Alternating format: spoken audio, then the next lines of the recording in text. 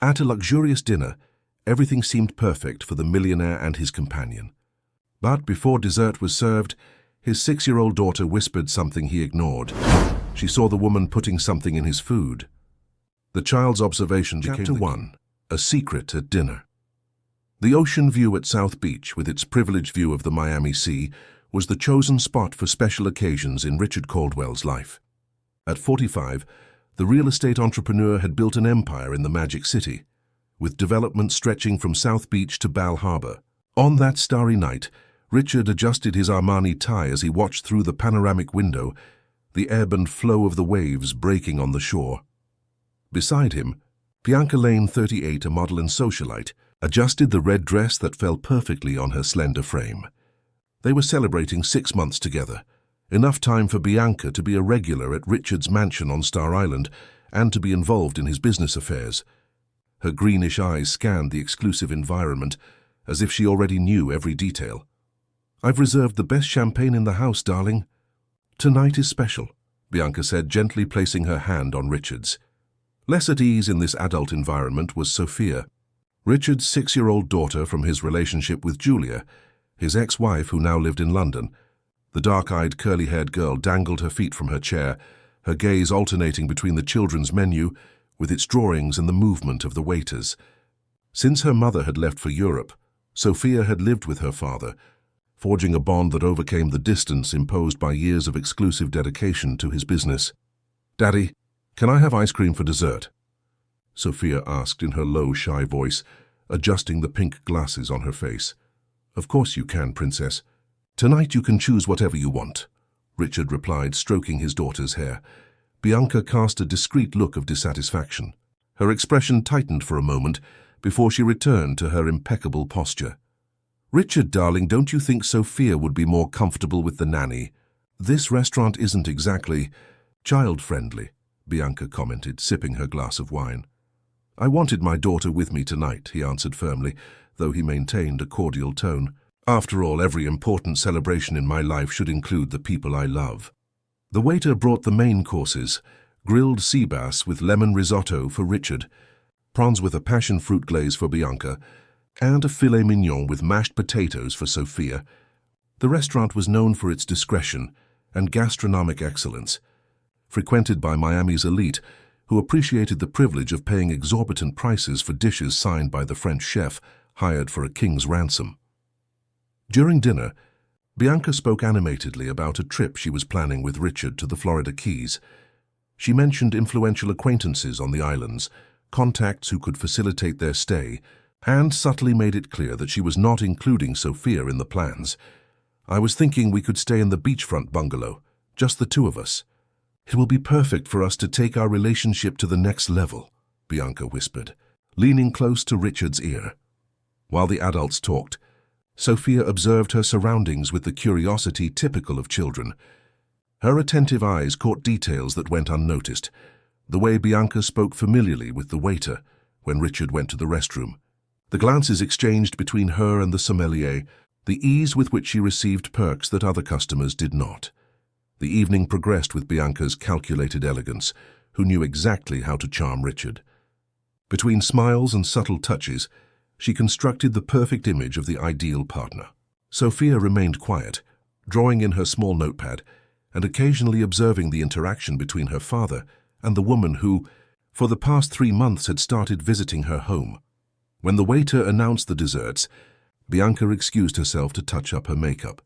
Sophia, who until then had seemed absorbed in her drawings, waited for the woman to walk away and lightly tugged on her father's jacket sleeve. "Daddy," she whispered, looking around as if sharing a secret. "Auntie Bianca put something on your plate when you were looking at your phone." Richard smiled, stroking his daughter's hair. "What an imagination, Sophia. You must have smelled her perfume." "No, Daddy," Sophia insisted, her eyes now wide. "I saw her open her purse and put a white powder in your food. It looked like sugar, but it wasn't time for dessert." The entrepreneur laughed again, attributing it to childish fantasy or perhaps a natural jealousy for the attention he was giving Bianca. Even so, something in the seriousness of his daughter's gaze made him pause. Sophia had never lied or made up stories about adults before. The desserts arrived at the table, an elaborate Belgian chocolate parfait for Bianca, vanilla ice cream with a red berry sauce for Sophia, and a key lime pie with Italian meringue for Richard. Bianca returned at the same time, her lips refreshed with lipstick and an even more radiant smile. "Look at this. Darling, how wonderful," she said, pointing to Richard's dessert, which was decorated with the phrase "Forever Together," written in chocolate sauce. "I asked them to prepare something special." Richard looked at the dessert with growing suspicion. He hadn't requested anything personalized, and if he had, he would have included a message for Sophia as well. He glanced at his daughter, who kept her eyes fixed on the pie, her brow furrowed with concern. "This is quite a surprise," he commented, forcing a smile. "But I don't have room for dessert right now. Shall we wait a bit?" Bianca seemed displeased but maintained her composure. "Of course, darling. But don't take too long or it will melt, and this whole production will lose its charm." As Bianca savored her parfait, Richard noticed that she discreetly checked her wristwatch every few minutes. His experienced negotiator's mind began to connect the dots. His daughter's warning, Bianca's insistence that Sophia not come to dinner, the personalized dessert he hadn't ordered, the excessive familiarity with the restaurant staff. When Bianca was distracted talking to a couple at the next table, people she coincidentally knew, Richard seized the moment and swapped the dessert plates, placing the decorated pie where Bianca's partially eaten parfait had been. "Sophia," he whispered to his daughter, "don't say a word, okay? It's our secret." The girl nodded, her eyes now shining with shared complicity. Richard's game was dangerous, but his instincts as a father and a businessman accustomed to detecting falsehoods guided him. Bianca turned her attention back to the table, noticing the swapped plates. For a second, her smile faltered. "What happened to the desserts?" she asked, trying to keep her voice casual. "I thought the parfait looked so appetizing that I wanted to try it," Richard replied with studied naturalness. "And I left the pie for you, since you were the one who chose it. After all, forever together, isn't that right?" Bianca's eyes registered a flash of panic before she recomposed herself. "But the pie is your favorite flavor. I ordered it especially for you." "I insist," Richard said, taking a spoonful of the parfait with deliberate slowness. "I'm in the mood for chocolate tonight." Sophia watched the scene with a detective's attention, picking up on the growing tension between the adults. Bianca stared at the pie as if it were a foreign object, while beads of sweat began to form on her forehead. "Actually, I think I'm full," Bianca declared, pushing the plate away. "Perhaps we should get the check and continue our celebration at home." "But you've barely touched your dessert," Richard insisted. "And you were so kind to order something special. It would be a shame to waste it." With visible reluctance, Bianca picked up her fork and cut a minuscule piece of the pie. She brought it to her mouth hesitantly, chewing slowly. Her eyes never left Richard's, as if searching for a sign in them. Minutes later, as Richard was asking for the check, Bianca began to rub her forehead, visibly uncomfortable. "Is everything all right?" Richard asked, watching her closely. "Just a slight headache," she replied, her voice now less steady. "Maybe the champagne." Sophia looked from her father to Bianca, understanding that something important was happening, even without fully comprehending what it was. The girl picked up her glass of water and offered it to Bianca with an innocent gesture that carried more meaning than it seemed. "Thank you, dear," Bianca said, her voice now trembling. Her hands shook as she took the glass, spilling a few drops on the white tablecloth. Bianca's face began to turn pale as she tried to keep up appearances. "Richard, I think I need to go. I'm not feeling well." "Of course," he replied, already on his feet. "I'll call our driver and an ambulance as well." "An ambulance?" Bianca reacted with disproportionate alarm. "No, there's no need. It's just exhaustion, too much work. You never know. Better to be safe," Richard insisted, his phone already in his hand. "After all, if it was just the champagne, the doctors will reassure us quickly." As Richard called for emergency services, Bianca tried to stand, visibly unwell. Her purse fell, scattering its contents across the floor. Sophia, with childish curiosity, bent down to help collect the items, finding a cell phone that lit up as it fell, revealing a text exchange on the unlocked screen. "Daddy!" Sophia called, handing the device to her father before Bianca could reach it. Richard looked at the screen, and his face hardened as he read the messages. They were detailed instructions from someone identified only as M on how to proceed at dinner, mentions of a plan, and the fortune that would soon be available. The last message, received minutes earlier, asked, "Has it been consumed?" At that moment, the paramedics arrived at the restaurant, creating a small commotion among the elegant patrons. Bianca, now visibly ill, was still trying to maintain appearances, insisting she was fine while her body told a different story. "Take her to the hospital immediately," Richard instructed the paramedic, also handing him the partially eaten dessert. "And analyze the contents of this plate. I believe it contains some toxic substance." As the ambulance departed, Richard held Sophia in his arms, both watching the red lights disappear into the Miami night. The girl rested her head on her father's shoulder, exhausted by the intensity of the events. "How did you know, Sophia?" Richard asked, still processing everything that had happened. "I always watch people, Daddy," she replied simply. Auntie Bianca smiles with her mouth, but not with her eyes. Richard hugged his daughter tightly, realizing how many times he had underestimated her perception. The dinner that was meant to be a celebration had turned into the beginning of a nightmare. But now, more than ever, he knew who truly mattered in his life. Chapter 2. Truths Revealed. Mount Sinai Medical Center, in the southern part of the city, was bustling with activity when Richard arrived with a sleeping Sophia in his arms. The immaculately clean hallways contrasted with the turmoil in his mind. The small private waiting room where he awaited news was steeped in a tense silence, broken only by the discreet hum of the air conditioning. Dr. Edward Martin, the hospital's chief toxicologist and a longtime friend of Richard's, entered the room with a grave expression. His tired eyes betrayed the seriousness of the situation. "Richard, we've managed to identify the substance in the dessert," he said in a low voice, so as not to wake Sophia.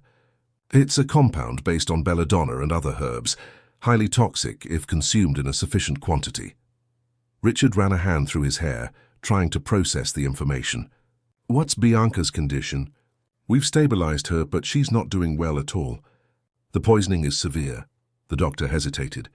"Richard, this was no accident. The concentration is far too high." "I know," the entrepreneur replied, looking at his daughter asleep on the sofa. "If it weren't for Sophia." Edward followed his friend's gaze. "The police are already at the hospital. They need your statement." In the hospital's security room, Detective Paul Evans, a middle-aged man with deep-set dark circles under his eyes, listened intently as Richard recounted the night's events. Beside him, Investigator Anna Vance took meticulous notes. "Are you saying you swapped the plates based solely on the word of your 6-year-old daughter?" the detective asked, his eyebrows raised.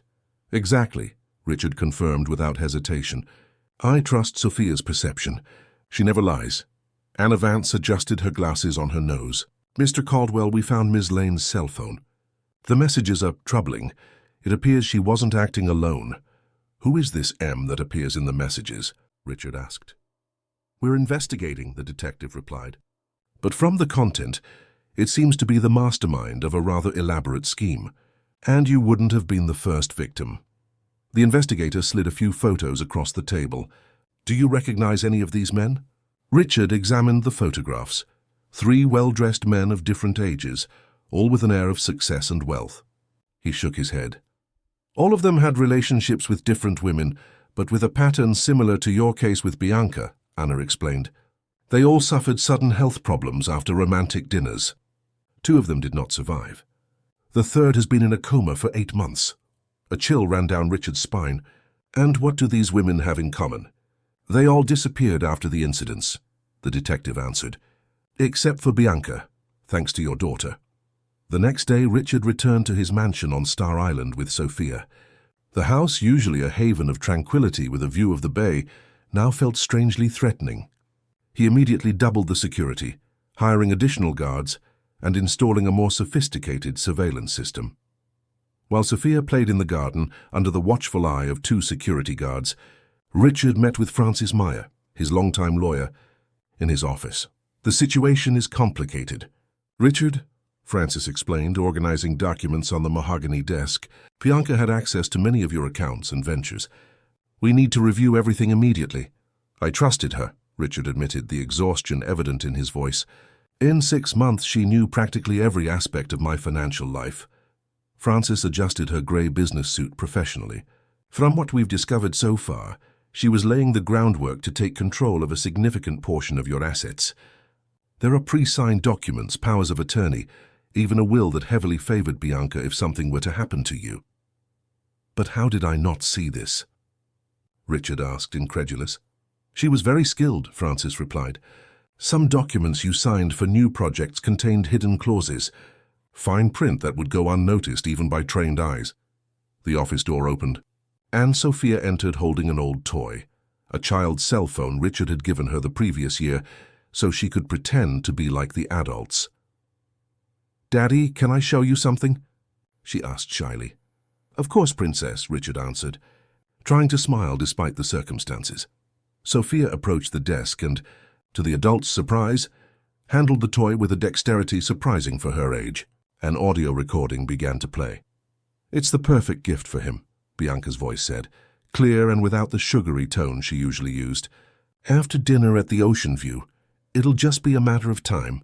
Marcus, are you sure this restaurant is reliable?" "I don't want any failures like last time." A male voice replied, "Relax, Bea, the maitre d' is ours. We've been working with him for years. This time it will work. Caldwell won't get away." Richard and Frances exchanged astonished glances. Sophia, sensing the impact of her revelation, explained, "Auntie Bianca used to talk to this man in the garden when she thought no one was watching. I was playing reporter and recorded it. My toy phone works for real." Richard hugged his daughter, fighting back tears. "Sophia, you're incredible. Can we use this, Frances?" "Absolutely," the lawyer replied, taking the toy carefully. "I'll send it to Investigator Vance immediately. This is crucial evidence." In the following days, the investigation progressed rapidly. The police identified Marcus Thorne, a former bank employee specializing in high-net-worth individuals, as the man in the recordings, the mysterious M from the messages. With a search warrant for his luxury apartment in Bal Harbour, investigators found a goldmine of information. "It's a sophisticated operation," Anna Vance explained when she came to update Richard personally. They were in the mansion's garden, watching Sophia play with her new puppy, a golden Labrador Richard had adopted to help protect his daughter. Marcus recruited attractive women, trained them to seduce wealthy men and then facilitate their sudden illness. "And then?" Richard asked, a mix of anger and relief on his face. "They would disappear, assuming new identities, and he would manage the acquired fortunes." "We found detailed documents on at least 8 previous victims in different American cities." "How did he choose his victims?" "Wealthy men, usually over 40, with no direct heirs or with distant relationships with their heirs," Anna explained. "You fit the profile, a busy businessman, estranged from his ex-wife, with a young daughter who, in his view, would not be an obstacle." "He underestimated Sophia," Richard said, watching his daughter run across the lawn. "Completely," the investigator agreed. Her recording was key to connecting Bianca to Marcus and the previous cases. Without it, we might never have unraveled the entire scheme. As the investigation continued, Richard realized the need to protect not only his fortune, but especially Sophia. The girl, who had already shown insight and courage beyond her years, could now be in danger as a key witness. One night, while reading stories to Sophia before bed, Richard noticed an unfamiliar car parked on the street, watching the mansion. He immediately alerted security, who confirmed that the same vehicle had been spotted for the past 3 days. "Daddy, why do we have so many guards now?" Sophia asked, hugging her teddy bear. Richard decided to be honest, but without alarming his daughter too much. "Remember how you helped me at the restaurant? It was very important and very brave. Now some bad people might be upset about that." Sophia's eyes widened, but she remained composed. "Is that why we have Thor now?" She pointed to the Labrador lying at the foot of the bed. "Exactly. Thor will protect you, along with our security friends," Richard confirmed. "And soon we're going on a little trip." The little trip was, in fact, a temporary move to Richard's farm in Asheville, North Carolina. The location, remote and well protected, would be perfect for keeping Sophia safe, while the investigations continued in Miami. The next day, while Sophia was at her private school in Pinecrest, accompanied by 2 undercover security guards, Richard met again with Frances and Detective Evans in his office. "We have news," the detective announced. Marcus Thorne has started cooperating with the investigation after we discovered he had accounts in tax havens. Pressure worked. What did he reveal? Richard asked, tense. The operation is bigger than we thought. There are connections to will fraud, document forgery and fortune diversion in at least 4 states. Bianca was just one of several women recruited for the scheme. And what about her? Francis asked, always practical. She's in police custody at the hospital. When she recovers, she will face charges of attempted murder, criminal conspiracy, and several other crimes. Her cooperation will be crucial to dismantling the entire network. Richard ran a hand over his face. And the others involved? We're closing in, the detective assured him. But we need you and Sophia to remain safe. There are indications that other members of the organization might try to silence witnesses. I've already planned our departure for Asheville early tomorrow morning, Richard informed them. The farm has reinforced security and controlled access. Excellent decision, Paul approved. We'll be in constant contact. One of our agents will accompany you undercover as part of your team. After the meeting, Richard went to the school to pick up Sophia. Their normal routine was suspended indefinitely, and he preferred to have his daughter close by at all times. Upon arrival, he found the principal, Claudia Mendoza, waiting for him at the entrance. Mr. Caldwell, I need to alert you to something unusual, she said, guiding him to her private office. Earlier today, a woman tried to pick up Sophia from school, claiming to be a social worker from Child Protective Services.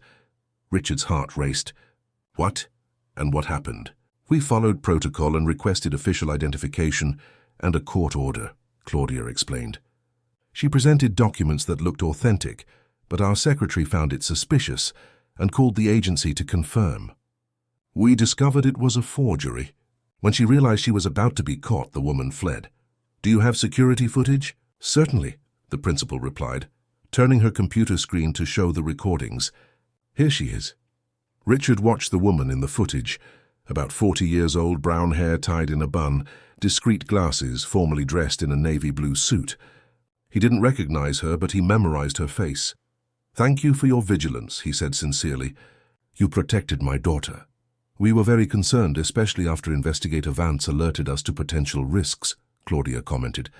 We've reinforced security at all access points.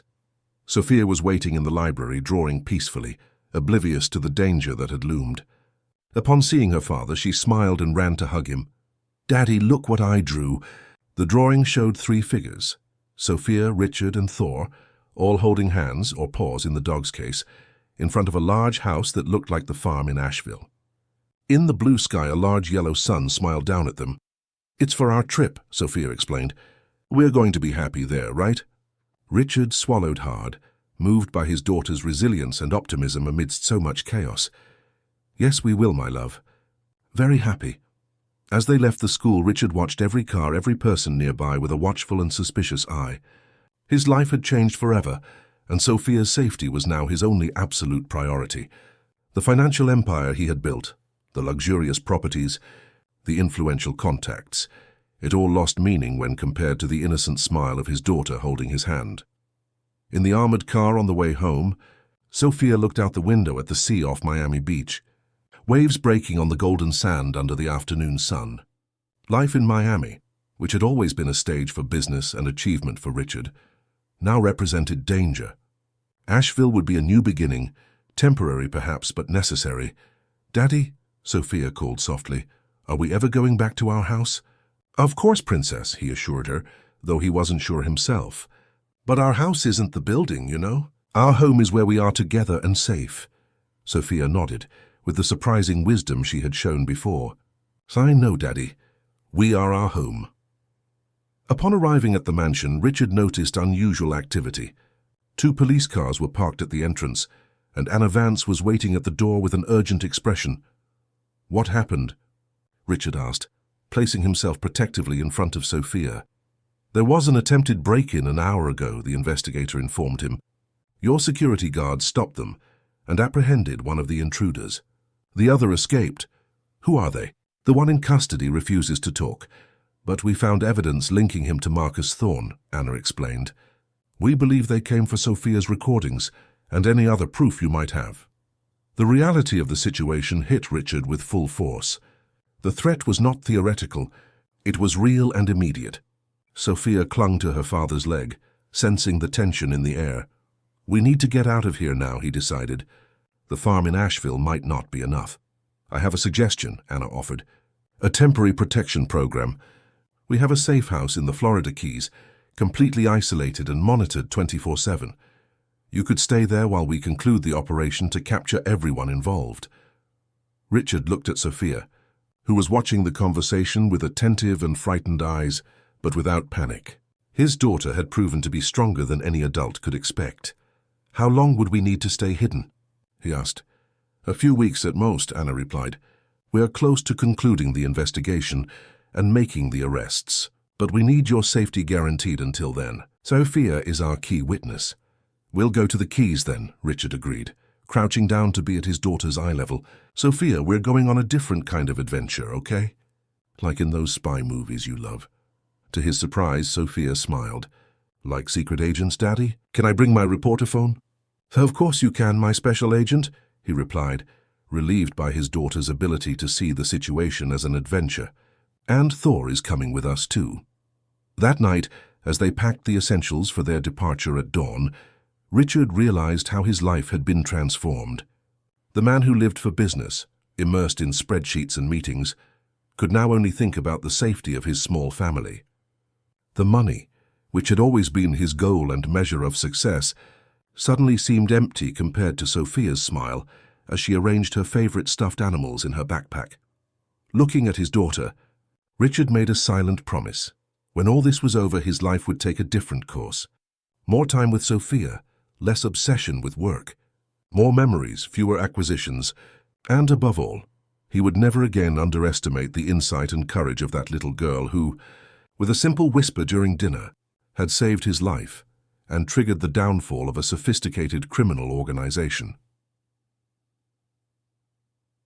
Chapter 3. Refuge in the Keys. The sun had not yet risen when the discreet convoy left the mansion on Star Island. 3 identical black SUVs with armored windows followed different routes to throw off any potential pursuers. Only one of them carried Richard, Sophia, and Thor, accompanied by investigator Anna Vance and a plainclothes officer who was driving.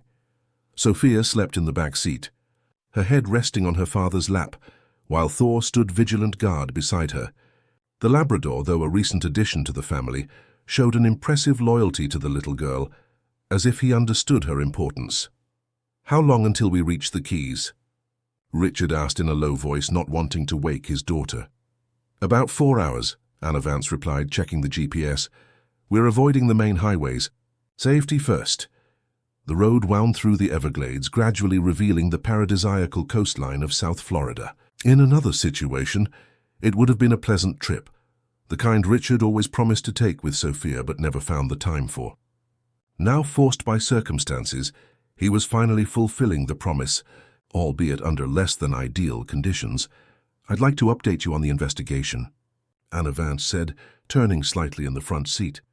"Marcus Thorne is cooperating more than we expected. Apparently, the scheme has been running for over 5 years and has victimized businessmen in New York, Miami, Los Angeles, and Chicago." "And he was the sole mastermind?" Richard questioned. "No," Anna Vance shook her head. "There's someone above him, someone who never appears in person. Marcus refers to this person only as the boss. We're trying to identify them." "And the women involved?" "All like Bianca?" Not all. Some were fully aware of the scheme from the beginning, recruited specifically for their skills in manipulation and acting. Others, it seems, were co-opted gradually, first with small scams and then involved in larger operations. "And Bianca?" Anna Vance sighed. "A veteran of the scheme.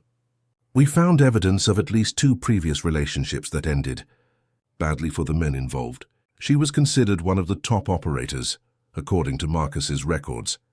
Richard looked at Sophia, sleeping peacefully, oblivious to the grim conversation of the adults. "How could I have been so blind?" "Don't blame yourself," Anna Vance said with a kindness unusual for such an experienced investigator. "These people are experts in manipulation. They study their victims for months before making first contact, learning their weaknesses, preferences, habits. It's practically a science for them." The car rounded a sharp curve, revealing the turquoise sea of the Florida Bay in the distance. The area, known for tourism and tranquility, was the opposite of the hustle and bustle of Miami. "We won't be staying in the main tourist areas," Anna Vance explained, pointing to a secondary road. "Our safe house is about 20 minutes from the town center, in an isolated area with controlled access and a privileged view that allows us to monitor any approaches." The dirt road led them to a remote property, surrounded by dense tropical vegetation. The house, built in a modern coastal style, blended traditional regional architecture with discreetly installed state-of-the-art security technology. Camouflaged cameras, motion sensors, and a small security team ensured total protection. Sophia woke up as the car stopped, rubbing her sleepy eyes. "Are we at the spy house, Daddy?" Richard smiled, relieved to see that his daughter still saw it as an adventure. "Yes, Princess. This is our secret hideout." The house was spacious and comfortable, with large verandas overlooking the sea and the lush greenery.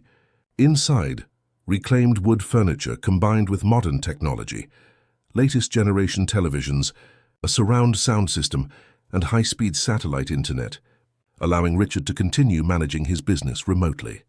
"We've prepared everything for your stay," Anna Vance explained, showing them the rooms. "The pantry is stocked for a month. There are 2 undercover agents posing as caretakers who will handle maintenance and external security. The communication systems are encrypted and untraceable." Sophia excitedly explored the house, with Thor faithfully following her steps.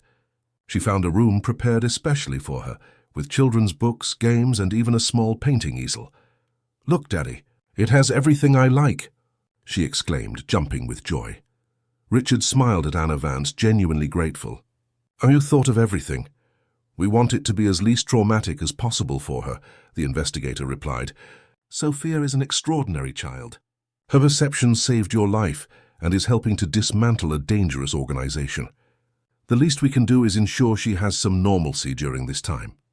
After Anna Vance left, promising regular updates, Richard and Sophia established a new routine at the safe house. Mornings were dedicated to studies. Richard had brought school materials and followed the curriculum sent by the school. Afternoons were for exploring the property, always accompanied by Thor and discreetly watched by the undercover agents. A week passed in this new normal. Sophia adapted surprisingly well, treating everything as a grand adventure. She befriended the caretakers, in reality, highly trained federal agents, and explored the lush nature surrounding the house with the curiosity typical of her age. Richard, on the other hand, oscillated between moments of tranquility with his daughter and periods of intense worry. At night, when Sophia was asleep, he would spend hours in the makeshift office, alternating between remotely managing his business and talking with Anna Vance about the investigation's progress. "We're making significant progress," the investigator informed him during a secure video conference. "We've identified 5 more members of the scheme and made 3 arrests. The operation is bigger than we initially imagined." "And what about the boss?" Richard asked, restless. "We don't have a name yet, but we're close. Marcus has provided details about communication methods and meeting places. It's a matter of time." In the second week of isolation, an unexpected event disturbed the peace they had found. During one of their explorations of the grounds, Sophia found a small boat anchored among the rocks near the private beach. "Daddy! Daddy! Look what I found!" she exclaimed, pulling Richard by the hand to the cove. "Can we ride in it?" The security agents were immediately alerted. No one was supposed to have access to that area, and the presence of an unauthorized vessel represented a potential security breach. After a thorough inspection, they concluded that the boat likely belonged to local fishermen and had been there for some time, even before their arrival. Despite the scare, the incident served to reinforce security and, ironically, to strengthen the bond between father and daughter even further. Richard, noticing Sophia's enthusiasm for the sea, decided to use the opportunity to teach her about basic navigation and the marine ecosystem, knowledge he had acquired in his youth, before getting lost in the world of business. "See, Sophia," he explained as they watched the horizon from the veranda, "those diving birds indicate that there are fish just below. Nature always gives us signs if we learn to observe, like how I observed Auntie Bianca." Sophia asked innocently. The question caught Richard by surprise. It was the first time Sophia had mentioned Bianca since they left Miami. Yes, exactly like you did. You have a special gift for observing people, Princess. It's a rare and very valuable talent. Sophia was thoughtful for a moment. Daddy, are the bad people still looking for us? Richard hesitated, torn between protecting his daughter from the truth and being honest with her. He chose a middle ground. Some bad people are still being looked for by the police. That's why we're here on our secret mission. But Investigator Anna and her team are working hard to find them. And when they find them, can we go home? Yes, we can go back. Or maybe. Richard contemplated the magnificent sunset that painted the sky orange and pink over the bay. Maybe we can find a new place to call home. Would you like to live near the sea? Sophia's eyes lit up. With Thor and you? And can we have a little boat? Of course, Richard laughed. A little boat and anything else we want. That night, while Sophia slept, Richard received an urgent call from Anna Vance. Her face on the monitor looked tense and weary. We've had a worrying development, she said without preamble. Marcus Thorne was found unconscious in his cell. It seems someone managed to get to him despite the reinforced security. Is he alive but in serious condition? Before losing consciousness, he managed to say something about them knowing about the keys. Richard's stomach sank. Do you think our location has been compromised? We're considering that possibility, Anna Vance admitted. I'm sending reinforcements immediately, but we're also preparing a new safe location. Stay alert and be ready to leave at a moment's notice. That night, Richard barely slept. He constantly checked the security cameras on his tablet and got up at every noise to peer out the window. Thor, sensing his anxiety, remained vigilant by his side, his ears alert to any suspicious sound. The next morning, Sophia noticed her father's tension at breakfast. Is everything okay, Daddy? You look tired. I just didn't sleep very well, he replied, trying to smile. I think we need a fun activity today. What do you think about building a treehouse? The idea was partly a disguise to keep them occupied while they waited for the reinforcements promised by Anna Vance, but it turned into a genuine bonding experience. Richard, who had always outsourced any manual labor, found himself enjoying the process of building something with his own hands, guided by online tutorials and Sophia's fertile imagination. More to the left, Daddy, Sophia directed, watching critically as Richard nailed wooden planks. We need space for the surveillance telescope. Around noon, the agent disguised as a caretaker approached discreetly. Mr. Caldwell, the reinforcements have arrived. They are positioned on the perimeter of the property. We've also received additional security equipment. Thank you, Robert. Any news from Investigator Vance? She's on her way. She should arrive by late afternoon with new instructions. The treehouse progressed well throughout the day. When Anna Vance finally arrived, she found Richard and Sophia sitting on the newly built wooden platform, watching the sea in the distance, with Thor lying vigilantly at their feet. I see you're adapting well, she commented, smiling slightly at the unusually domestic scene for a man who had always been known for his obsession with work and status. Anna, Sophia waved excitedly. Come see our secret observation base. After Sophia proudly showed off every detail of the treehouse, Richard managed a moment alone with Anna Vance for a serious conversation. How bad is the situation? He asked directly. Complex, she replied. Marcus is stable but still unconscious. The attack on him shows that someone with significant influence is involved, capable of accessing even a maximum security prison. And what about our location? We're not sure if it's been compromised, but we can't take the risk.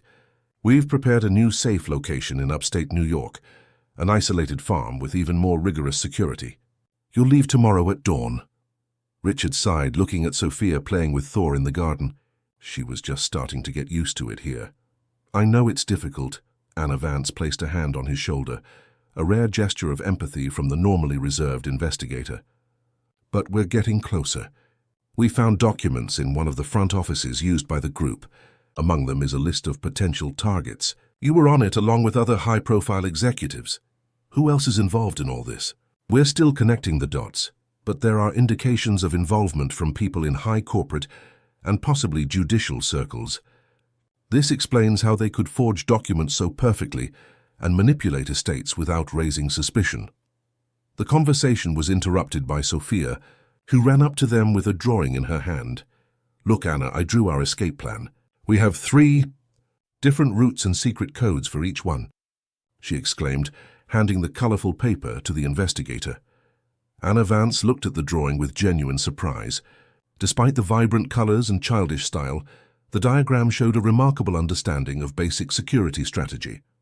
Sophia had drawn the house, the surrounding land, and 3 different paths by land, sea, and even an imaginary air route, with small symbols representing safe meeting points.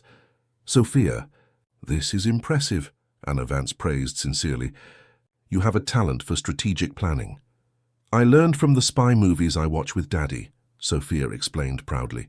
"And also from the detective books you brought me." Richard watched the interaction with a mix of pride and concern. Sophia was handling the situation extraordinarily well, turning a potentially traumatic circumstance into an adventure. But how much longer could they maintain this facade? How long until the reality of the danger they were in affected his daughter's bright and resilient spirit?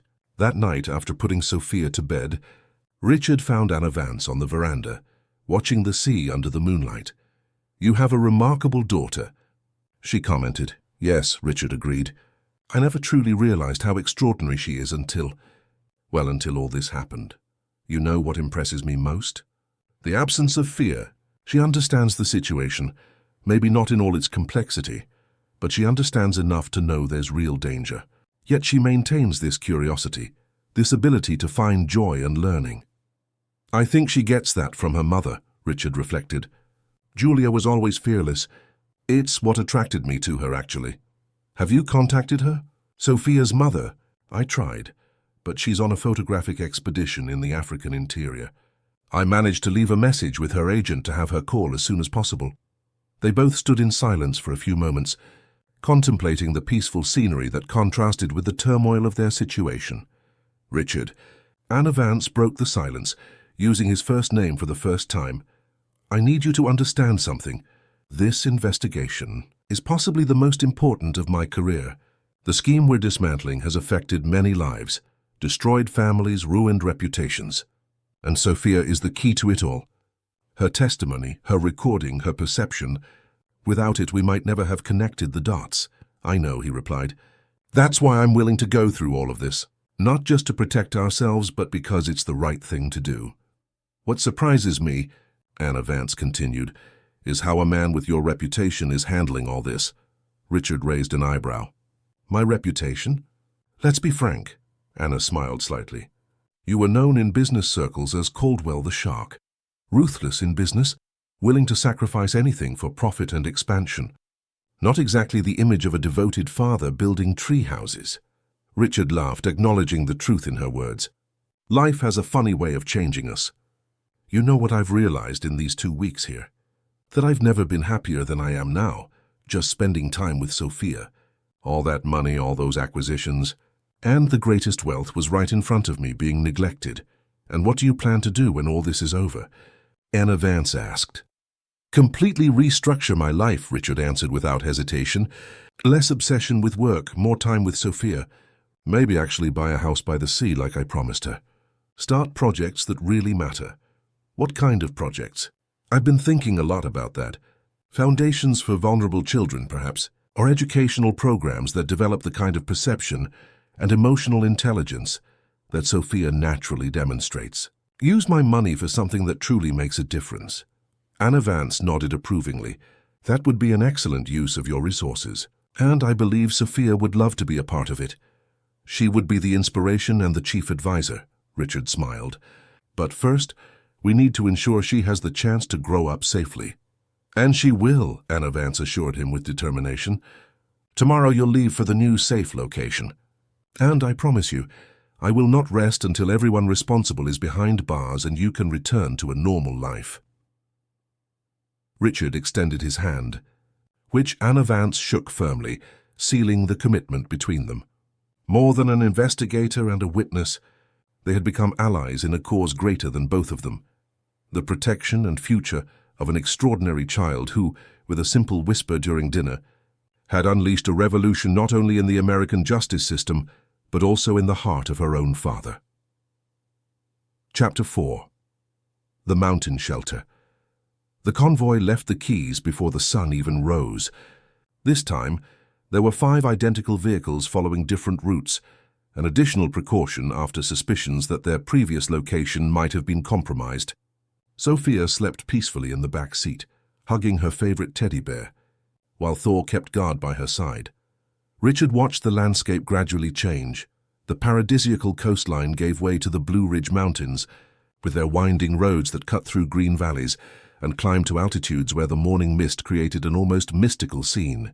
The region, with its small historic towns and preserved farms, offered the perfect refuge.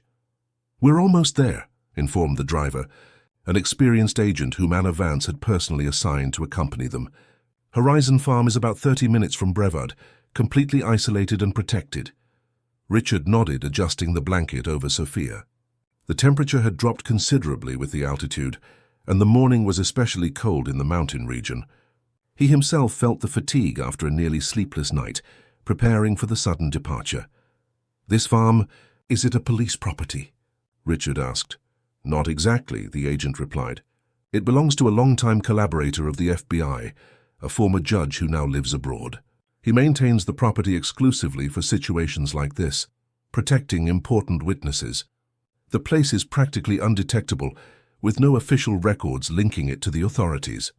After a few more miles on increasingly narrow rural roads, the vehicle passed through a discreet gate, almost camouflaged by the vegetation.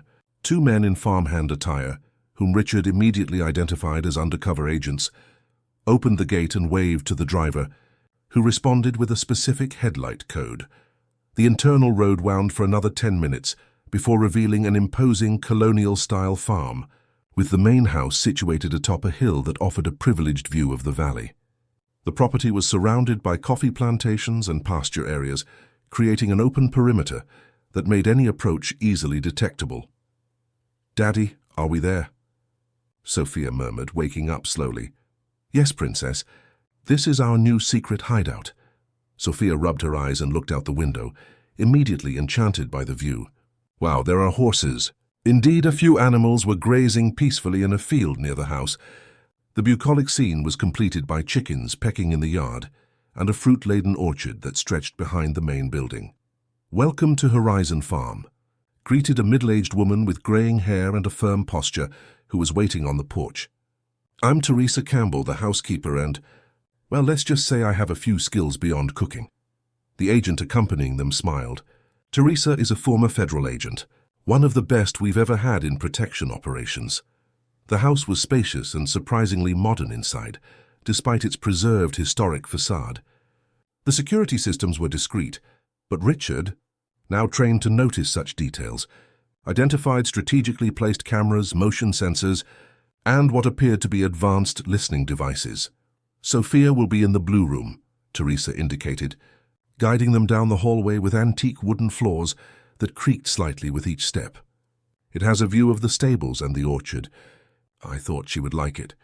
The room was charming, pastel-toned walls, a 4-poster bed covered with a handmade patchwork quilt, a small desk by the window, and to Sophia's delight, a bookshelf filled with children's books and carefully restored antique toys. "Look, Daddy, there's even a dollhouse," Sophia exclaimed, running to examine the item that occupied a corner of the room. A perfect miniature replica of a colonial farmhouse, complete with tiny furniture and characters. "It was my daughter's," Teresa explained with a nostalgic smile. "She's a doctor now, living in D.C. I kept all her toys hoping for grandchildren. But while they're not here yet, I'm happy that other children can enjoy them." Richard was settled in the room next door, connected to Sophia's by an internal door, a setup that pleased him, as he could stay close to his daughter without invading her space. Thor, now an indispensable part of the family, quickly chose a rug near Sophia's bed as his guard post. After breakfast, a substantial meal with fresh fruit, homemade bread, cheeses produced on the farm, and strong coffee that Teresa served with pride, Richard received an encrypted call from Anna Vance. "Did you arrive safely?" she asked, her image slightly grainy on the secure video call. "Yes, everything's fine. The place is incredible, and well protected from what I can see. It's one of our best safe houses, Teresa might seem like just a friendly country lady, but she's led some of the most complex operations in FBI history. You're in good hands. Any progress on the investigation? Anna. Vance sighed, rubbing her tired eyes. Marcus Thorne woke up from the induced coma. He's under maximum protection now, providing more details. The circle is closing, Richard, but we still need time. How much more time? A few more weeks, maybe. We're dealing with powerful and careful people. We don't want to make any missteps. After ending the call, Richard found Sophia in the orchard, where Teresa was teaching her how to identify ripe fruit. Thor ran happily among the trees, occasionally stopping to sniff something interesting on the ground. Daddy, look. There are guavas, jabuticabas, and that one over there is a lychee, Sophia explained excitedly, pointing to the different trees. Your daughter has a natural talent for botany, Teresa commented. She learned the names of almost all the fruits in less than half an hour. Richard smiled, watching Sophia run to show him a particularly large jabuticaba she had picked. She's always been quick to absorb knowledge. At school, her teachers say she has a photographic memory. And sharp observation skills, Teresa added. She's already described to me in detail each of the 4 security men, including the exact position of the concealed weapons they carry. Impressive for a 6-year-old. It was that ability to observe that saved us, Richard admitted, while Sophia, oblivious to the adults' conversation, continued her exploration among the fruit trees. The days on the farm established a new routine for father and daughter. Mornings were dedicated to studies. Richard received educational materials sent by Sophia's school through secure channels and conducted lessons in a sunny room with a view of the mountains. The afternoons were for exploration, always within the limits set by Teresa and outdoor activities. Sophia developed a particular passion for horseback riding. One of the farm's employees, actually a federal agent with a past in the mounted police, began teaching her to ride a gentle mare named Star. Richard, initially apprehensive, soon realized that the activity gave his daughter a sense of freedom and control that was exactly what she needed during this period of forced confinement. "Look, Daddy, I'm galloping!" Sophia would shout as she led Star in a gentle trot around the paddock under the watchful eye of the instructor. "I see, Princess. You look like a professional equestrian." At night, they established the ritual of story time. Richard would read to Sophia before she slept, often American folk tales that Teresa recommended, stories of Paul Bunyan, Johnny Appleseed, and Pecos Bill that Sophia listened to with wide-eyed fascination. Sometimes it was Sophia who read to her father, inventing stories based on the pictures in the books, always with brave protagonists and happy endings. 1 week turned into 2, then 3. Life on the farm created a bubble of normalcy that almost made them forget the circumstances that had brought them there. Richard continued to manage his business remotely, now with a more balanced approach, dedicating only a few hours a day to video conferences and report analysis. The rest of his time was entirely devoted to Sophia. It was during the 4th week that something unexpected happened. Richard was helping Sophia with a math lesson when Teresa entered the room with a serious expression. "Mr. Caldwell, we have a visitor," she announced, her tense posture revealing it was not a routine visit. "A visitor," Richard repeated, immediately on alert. No one besides the security team and Anna Vance was supposed to know their location. She passed all security protocols, Teresa assured him. And Anna Vance authorized the visit by video. But the final decision is yours. Who is it? Julia Monroe. Sophia's mother. Richard's heart raced. Julia, his ex-wife, Sophia's mother, was here? The adventurous photographer he hadn't seen in person for almost 2 years, since she had decided to pursue her career internationally, leaving Sophia in her father's care while she traveled the world. "Mommy's here?" Sophia, who had overheard the conversation, jumped from her chair with eyes shining with excitement. "Can I see her?" Richard hesitated for only a moment. "Of course you can, Princess. Let's go together." In the main living room, a woman with dark hair cut in a modern bob stood with her back to them, looking out the window. Upon hearing their footsteps, she turned, revealing delicate features and the same expressive eyes as Sophia. "Mommy!" the girl cried, running to hug Julia, who knelt to receive her in her arms. "My treasure!" Julia exclaimed, tears in her eyes as she hugged her daughter. "You've grown so much." Richard watched the reunion with conflicting emotions. On one hand, happiness at seeing Sophia's joy. On the other, apprehension about how Julia's sudden arrival would affect their security and the emotional stability they had built over the past few weeks. "Richard," Julia finally addressed him, still holding Sophia. "I came as soon as I heard. I was in Tanzania when I finally got your messages. How did you find us?" he asked, still cautious. "Anna Vance contacted me when I arrived in the States. I went through an intense vetting process before she revealed your location. I had to leave all my electronic devices, switch cars 3 times. She shook her head, impressed. "What is this madness you're involved in?" While Sophia excitedly showed Thor to her mother, "He's my personal guard dog, Mommy," Richard and Julia briefly discussed the situation. He explained in simple terms what had happened, avoiding disturbing details in his daughter's presence. "Our daughter saved my life," he concluded. "And now we're here until the police arrest everyone involved." Julia looked at Sophia with a mixture of pride and concern. "I always knew she was special, but this is unbelievable." Later, after Sophia was put to bed, unusually excited by her mother's presence, Richard and Julia sat on the farm's porch, watching the starry sky as they talked more openly about everything that had happened. "Why did you never tell me about this woman?" "Bianca?" Julia asked, taking a sip of the coffee Teresa had prepared for them. "Honestly, because it didn't seem important," Richard admitted. "After you decided to pursue your career internationally, I didn't feel I owed you any explanations about my personal life." "Fair enough," Julia agreed without resentment. "We made our choices. I followed my dream with photography. You maintained your obsession with business." "It's not an obsession anymore," Richard corrected. "These weeks with Sophia, they've changed everything. I noticed you're different." "How so?" "More present," Julia observed. "When we were married, even when you were physically with Sophia, your mind was elsewhere, meetings, negotiations, acquisitions. Today I saw you completely engaged with her, genuinely interested in every word she said. It's quite a transformation." Richard smiled melancholically. "Ironic, isn't it? I had to nearly lose everything to understand what truly matters." "Better late than never," Julia philosophized. "And Sophia seems happy. Despite the crazy circumstances, she's thriving. I've been trying to turn this into an adventure for her instead of a trauma. And you've succeeded, from what I can see. She told me about the horses, the fruits, the stories.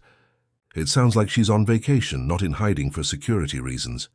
A comfortable silence settled between them, the kind of silence only possible between people who have shared a deep history and have now found peace with the past. "What's your plan, Richard?" Julia finally asked. "After all this is over?"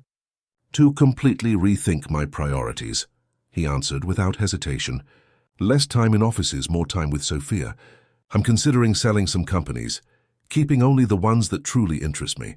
Maybe start social projects, use my money in more meaningful ways." Sophia mentioned something about living near the sea. "Yes," I promised her. "Maybe a house on Sanibel Island or Captiva. A quiet place where she can grow up connected to nature." "And what about school? Her development?" "Sophia is exceptionally intelligent. She needs the right kind of stimulation.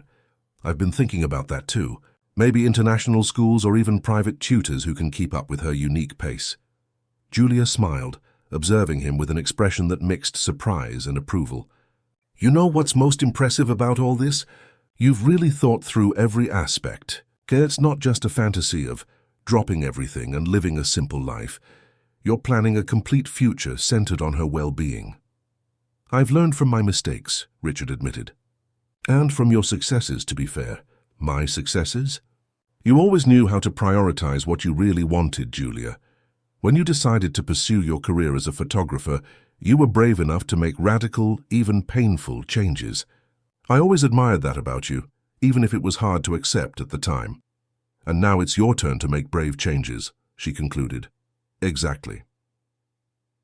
The next morning, Sophia woke up radiant, overjoyed to have her mother back. During breakfast, she couldn't stop talking, alternating between stories of her adventures on the farm and questions about Julia's travels. "Did you see real lions, Mommy? And elephants? Are they as big as in the pictures?" Julia laughed, patiently answering each question while savoring the American-style breakfast she had missed so much during her travels. "Bigger than any picture can show, sweetie. One day, when you're older, we can visit Africa together. With Daddy, too." Julia and Richard exchanged quick glances. "If he wants to come, of course," Julia replied diplomatically. The morning passed peacefully, with Sophia proudly showing her mother every corner of the farm, introducing her to the horses, and explaining in detail the orchard's irrigation system, which she had learned from one of the undercover agents. "She absorbs knowledge like a sponge," Julia commented when she finally had a moment alone with Richard. "I always knew she was smart, but this time apart, she's blossomed even more." "It's been incredible to watch," Richard agreed. "Sometimes I forget she's only 6. The way she reasons, the connections she makes." Their conversation was interrupted by a discreet alert on Richard's secure phone, a message from Anna Vance requesting an urgent video conference. He and Julia went to the office, where Teresa had already set up the communication system. Anna Vance's face appeared on the screen, more tired than ever, but with a glint of determination in her eyes. "We have important news," she announced without preamble. "We've identified the boss behind the entire operation." Richard and Julia leaned forward, attentive. "Augustus Shaw," Anna Vance revealed. "You probably know him, Richard." "Augustus Shaw?" he repeated, stunned. "The CEO of the Horizon Group? That's impossible. He's one of the most respected businessmen in the country, and also one of the most skilled at covering his tracks," Anna Vance continued. "It took following a labyrinth of offshore companies and frontmen to finally connect him to the operations. But the evidence is conclusive." "But why?" Richard questioned, still processing the information.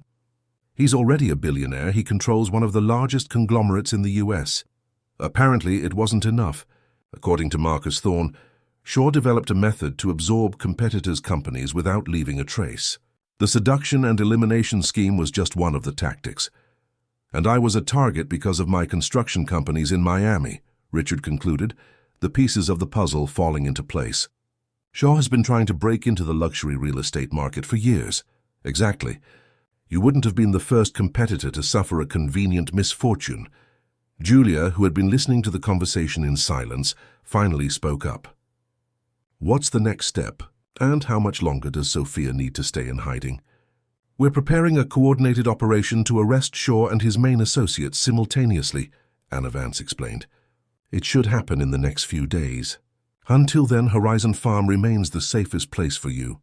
After ending the call, Richard remained thoughtful, recalling the few interactions he had had with Augustus Shaw over the years.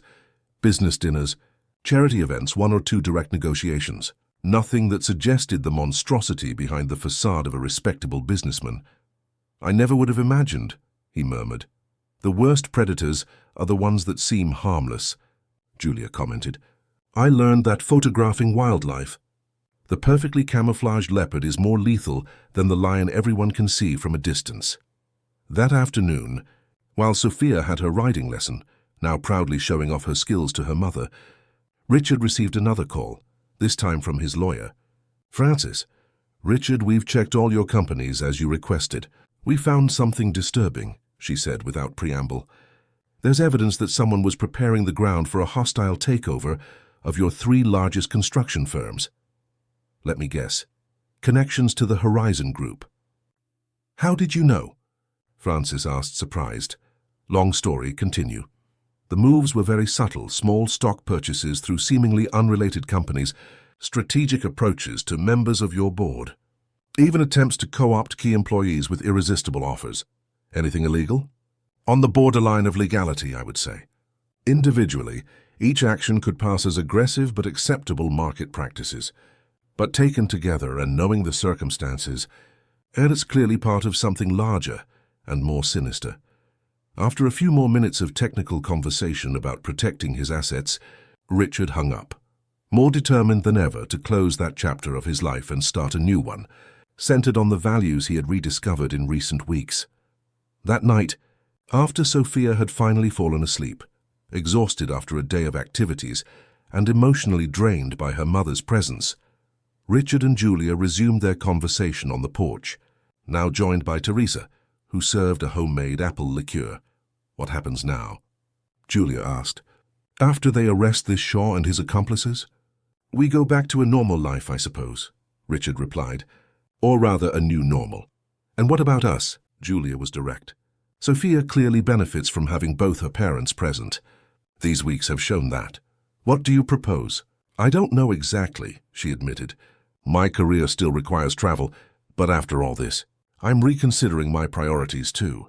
Maybe I can be based in the US more often, take shorter trips. We could try a more balanced shared custody arrangement, Richard suggested, especially if I really follow through with my plans to work less. And what about the house by the sea? Julia smiled. Sophia hasn't stopped talking about it. The offer stands. We could find a place with enough space. Maybe a main house and a separate studio for when you're here? Teresa watched the conversation with a discreet smile, impressed by the maturity with which the ex-spouses were negotiating their daughter's future. In her long career protecting witnesses, she had rarely seen families emerge stronger from traumatic situations. The conversation continued late into the night, with plans being made and possibilities explored. For the first time in a long time, the future seemed promising for all of them, despite the extraordinary circumstances that had brought them together again. None of them could have imagined, however, that this sense of peace would be drastically interrupted in the next 24 hours, when the operation to capture Augustus Shaw would be set in motion, triggering events that would once again test Sophia's extraordinary perception and her father's newfound courage. Chapter 5. The Storm Approaches. The morning at Horizon. Farm dawned with a dense fog descending from the mountains, enveloping the property in an ethereal cloak that made it difficult to distinguish where the garden ended and the forest began. Sophia, always the first to wake, watched the phenomenon fascinated from her bedroom window.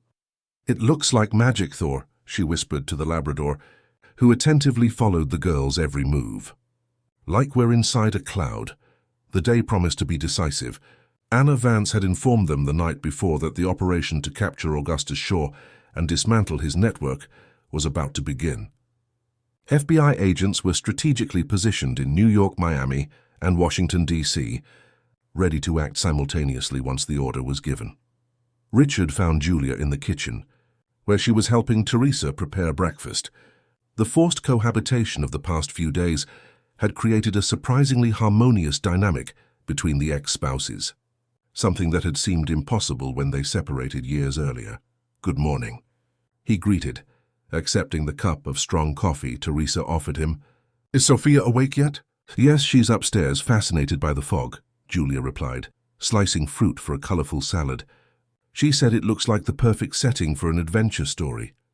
"That girl turns everything into a narrative," Teresa smiled. "Yesterday she told me a very elaborate story about a warrior princess who saved her kingdom using only her intelligence and observation skills." "We don't have to wonder who inspired her," Richard commented, exchanging a knowing look with Julia. Richard's secure phone vibrated, a message from Anna Vance. "Operation initiated. Stay on alert. Update soon." He showed the message to Julia and Teresa, who immediately adopted more vigilant postures. The housekeeper discreetly checked her own phone, likely communicating with the security team spread across the property. "We'll maintain a normal routine," Teresa decided. "There's no reason to alarm Sophia or alter the farm's dynamic. Our agents are in position and the perimeter is fully secure." Sophia came down for breakfast, skipping, closely followed by Thor. She wore denim overalls with a colorful t-shirt and carried her little phone, the toy that had become her trademark and, ironically, had been crucial to the entire investigation. "Good morning, family," she exclaimed cheerfully. "Can we go horseback riding after breakfast? The fog is perfect for an exploratory adventure." The adults exchanged quick glances before Richard replied, "Of course, Princess. But let's wait for the fog to lift a bit, okay? To make sure Star can see the path well." Sophia nodded, satisfied with the explanation, and focused on her bowl of cereal with yogurt and honey. As she ate, she excitedly told Julia about the plans for the beach house Richard had promised. "There will be a room just for you, Mommy, and a studio for your photos. And Thor will have a special little house near the porch, so he can protect us." Julia smiled, moved by the natural way Sophia included her in their future plans. "That sounds wonderful, my love. And have you decided what your room will be like? They're all blue like the sea, with stars on the ceiling that glow in the dark, and a hammock for me to read my books. The conversation flowed light and cheerful, creating a temporary bubble of normalcy while, in the outside world, a large-scale police operation was unfolding. For 2 hours, they followed the routine established over the past few weeks, studies in the morning, with Sophia proudly showing Julia how much she had advanced in math and science. Around 11 o'clock, Richard's phone vibrated again. It was Anna Vance requesting an urgent video call. He and Julia went to the office, leaving Sophia in Teresa's care. The investigator's face on the screen showed evident tension and concern. "We have a complicated situation," she announced bluntly. "The operation was partially successful. We've arrested Marcus and 3 other key operators of the scheme, but Augustus Shaw was not at any of the monitored locations." "He escaped?" Richard asked, a knot forming in his stomach. "It seems he was tipped off in advance," Anna Vance confirmed, frustration clear in her voice. "We're investigating possible leaks within the agency. The most worrying part, we found documents in his penthouse indicating he may know your location." Julia turned pale. "How is that possible?" "We don't know yet. He has connections at very high levels. We're sending reinforcements to the farm immediately, but we're also preparing a contingency plan to move you again, if necessary." "How long until the reinforcements arrive?" Richard asked, mentally calculating their options. "Approximately 2 hours. The weather is making access difficult. The fog in the mountains is particularly dense today." After ending the call, Richard and Julia found Teresa waiting outside the office, her serious expression indicating she was already aware of the situation. "I received the alert," she confirmed. "I've already reinforced the perimeter and put everyone on high alert. We have 6 agents strategically positioned on the property, all armed and in constant communication." "Sophia?" Julia asked immediately.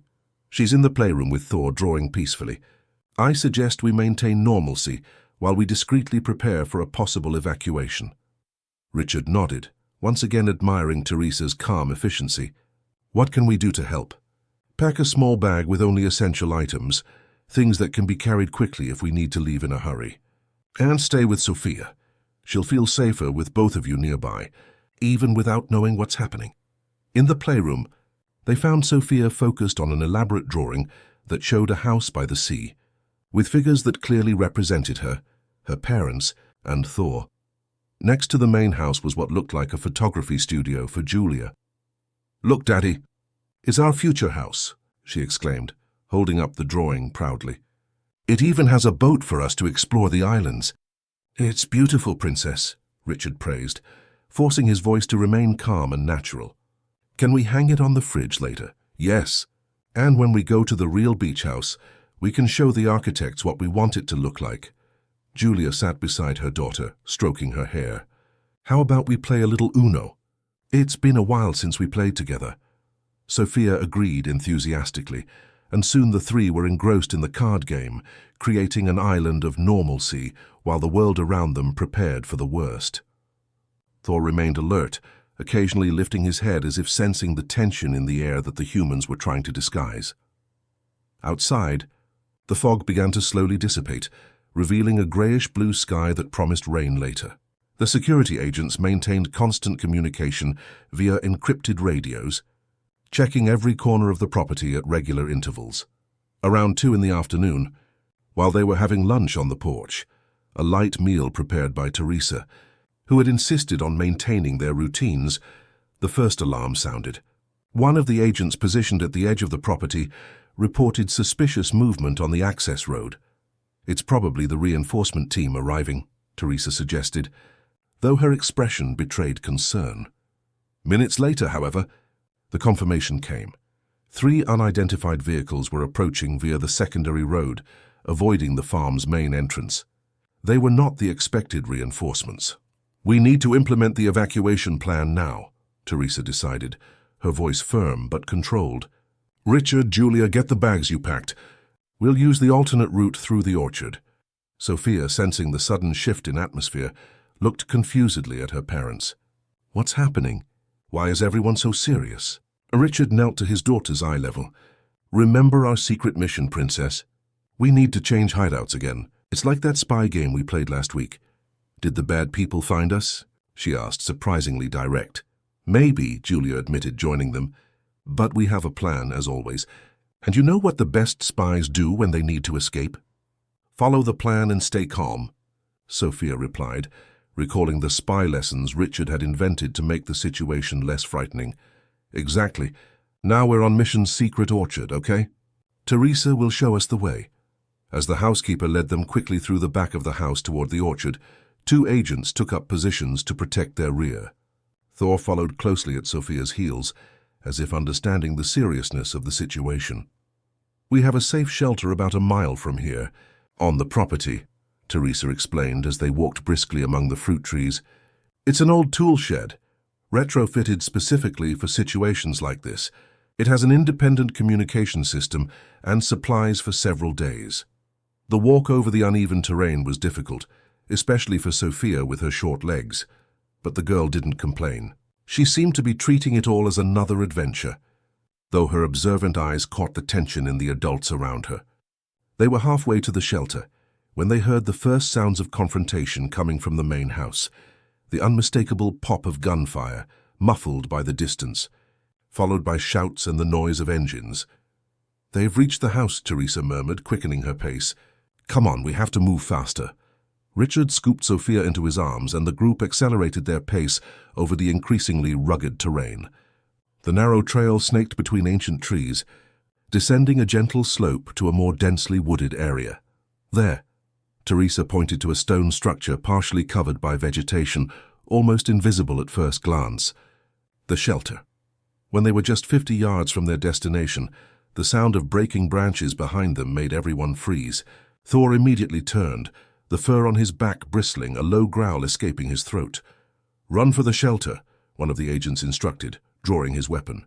We'll hold them off. Julia took Sophia from Richard's arms, who hesitated, clearly torn between protecting his daughter and the impulse to help in the defense. Go with them, the agent ordered. They need you. The 3, accompanied by Teresa and Thor, ran the last few yards to the shelter.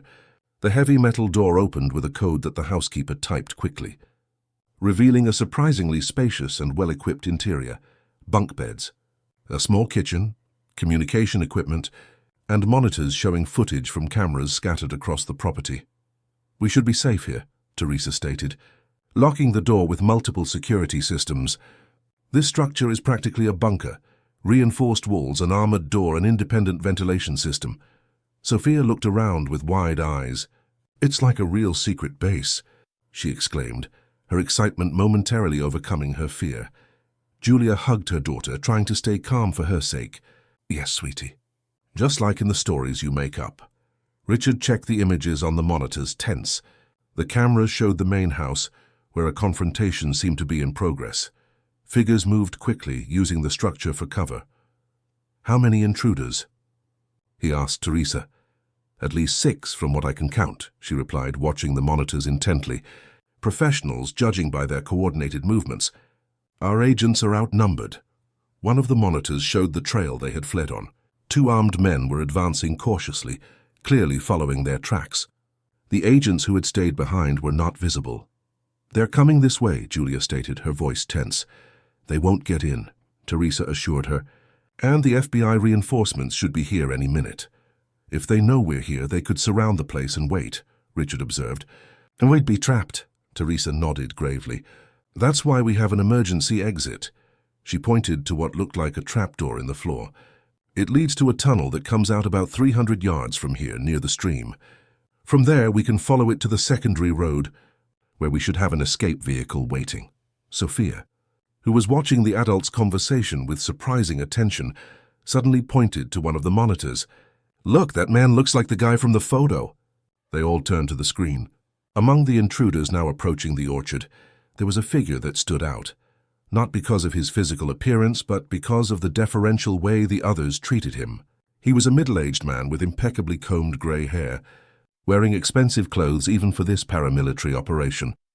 Augustus Shaw, Richard identified, recognizing the businessman he had seen a few times at social events. He came himself.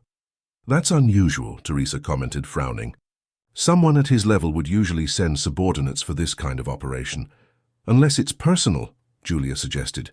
Sophia's recording is the only concrete evidence linking him directly to the scheme. He must be desperate to get it back.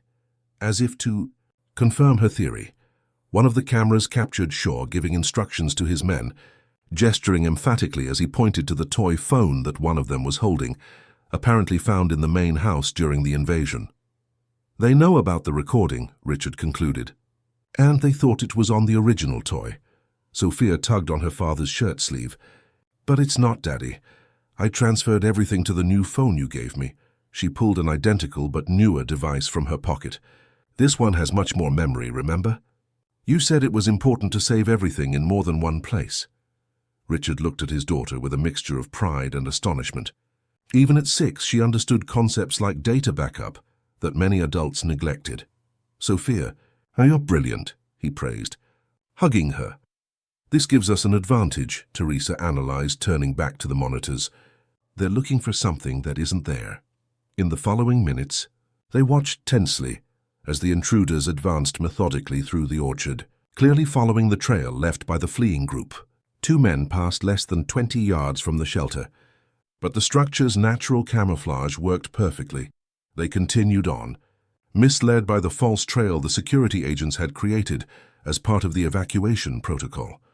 The tension in the shelter was palpable, with all the adults focused on every movement on the screens. Sophia surprisingly remained calm, sitting on one of the bunk beds with Thor by her side, occasionally whispering in the dog's ear as if telling him what was happening.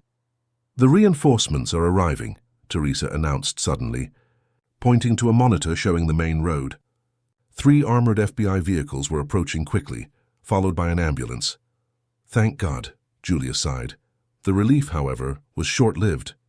Almost immediately, one of the cameras captured Shaw receiving a communication via radio, probably an alert about the approaching reinforcements.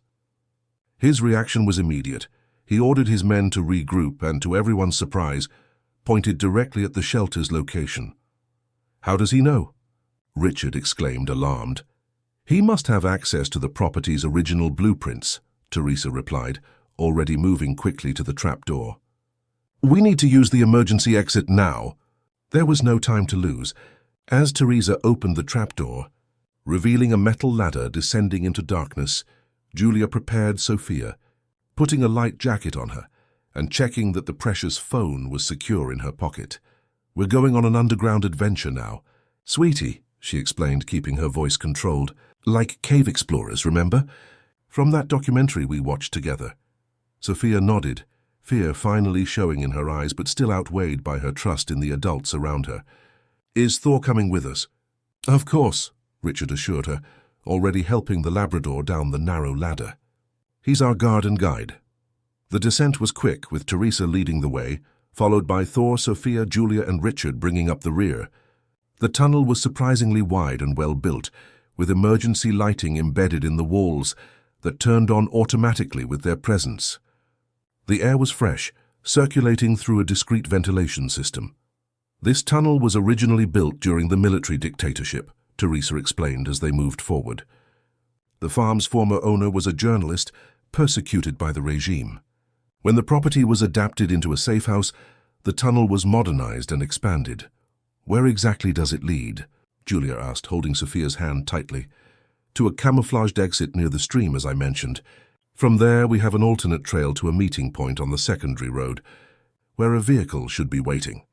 They walked quickly for about 10 minutes, the tunnel occasionally curving or descending slightly, following the natural contour of the land. Sophia, initially excited by the spy adventure, was beginning to show signs of fatigue. Are we almost there, Mummy? She asked, her small voice echoing off the tunnel walls. We're almost there, my love, Julia replied, though she wasn't sure.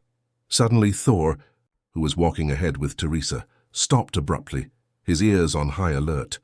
A low growl escaped his throat.